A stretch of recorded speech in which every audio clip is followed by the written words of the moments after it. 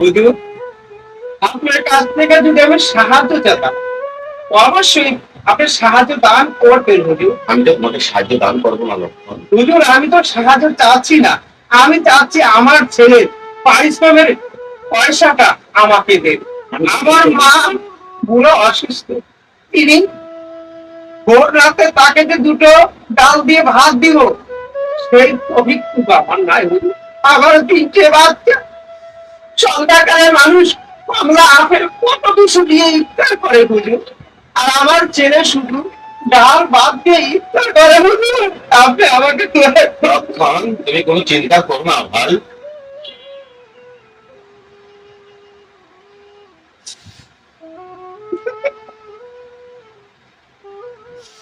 এই লক্ষণ, তুমি কি এখানে অভিনয় করতেছো নাকি আমার সাথে? না হুজুর, আমি অভিনয় করতে আপনার দরবারে হাজির হুজুর।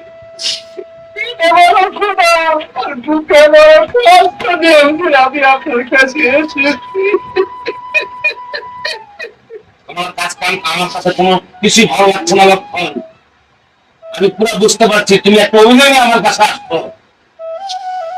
না হুজুর, না, এতটা নিষ্ঠুর আপনি হতে পারেন না, আর আমাকে আপনি মিথ্যা অপবাদ দিতে পারেন না যে আমি কোন অভিনয় নিয়ে আসিনি হুজুর।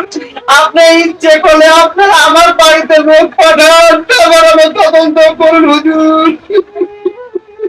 লক্ষণ, তোমার কথাবার্তা কেমন কেমন যদি অভিনয়ের মতো লাগছে, আমার কাছে ভালো লাগছে না লক্ষণ। না হুজুর, আপনি আমাকে মিথ্যা অপবাদ দিবেন না হুজুর। এই জগতে দেখেন, সব মান সম্মান সবাই আস্তে আস্তে অনেক বড় করতে চায়। আমি গরিব হতে পারি, আমার মান সম্মান ছোট না হুজুর। আমি নিজে আপনার কাছে ভিক্ষে যেতে আসিনি যাতে আমি আপনার সাথে মিথ্যা কথা বলবো হুজুর। আমার যেটা সত্য আমি এটাই বলছি হুজুর। এই লক্ষণ, আমি তো তোমাকে একবারও বলি নাই আমি তোমার ছেলের বেতন দেবো না। আমি কি বলছিলাম তোমার ছেলের বেতন দিব না? তাহলে কেন তুমি আমার সাথে কেন কেন এসব ধরনের কথা বললা? নিশ্চয়ই তোমার এটা অভিনয় কেউ তোমাকে শিখিয়ে দিয়েছে লক্ষণ।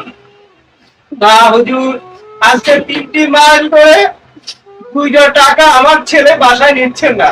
তোমার ছেলে বাসা নিচ্ছে না, সেটা তোমার ছেলের ব্যাপার আর তোমার ব্যাপার। আমার তো করার কোনো কিছু নাই। প্রতি মাসে ছেলে তো আমার থেকে বেতন নিয়ে যাচ্ছে।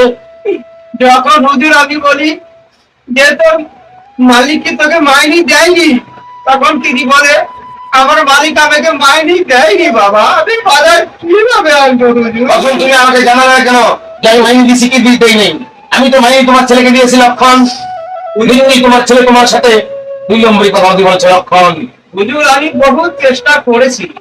আমি আমার আশেপাশে অনেক, আমি গুরুত্ব লোক হুজুর। আপনার কাছে পত্র লিখতে চেয়েছিলাম, কিন্তু কাগজের অভাবে পত্র লিখতে পারিনি হুজুর। মানুষের দ্বারা খবর পাঠাতাম, কিন্তু মানুষ কখনো খবর পৌঁছেনি। আপনি বড় হুজুর, এর জন্য কেউ আপনার কাছে আসতে চায় না হুজুর। আজকে আমি বাধ্য হয়ে পেটে পাথর বেঁধে তারপর আমি আপনার কাছে আসছি হুজুর। আপনি আমাকে ফিরাবেন না। খামোশ! তোমার অনেক পাগলামি শুনছি লক্ষণ। এই পাগলামি তোমার মানে হয় না। তুমি চলে যাও। কালকে আমি তোমার ছেলের বেতন হিসাব করে গণনা করে মুখস্থ হিসাব করে নিব। তুমি ছেলের থেকে বুঝে নিবা। তোমার ছেলে যদি তোমাকে টাকা না দেয় সেটা তোমাদের ব্যাপার, সেটা কোনো আমাদের ব্যাপার না। তুমি আমার কাছে আইসা এই সমস্ত কাগজে তোমার মানি হয় না। হুজুর, আপনার কাছে এসেছি, আর আপনার কাছে তখন এসে আমার আপত্তি গুলো আমি বিরতি ভাবে বললাম।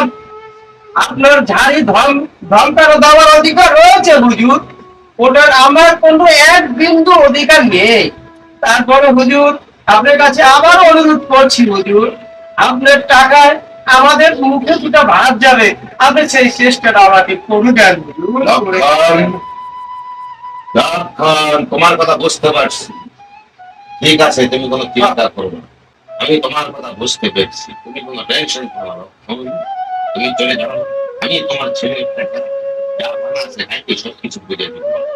তুমি কোনো চিন্তা করো না। জি হুজুর, আসি, আমাকে দোয়া করবেন। আমি অবশ্যই আমাকে মাফ করে দিবেন। ইনশাআল্লাহ, ইনশাআল্লাহ।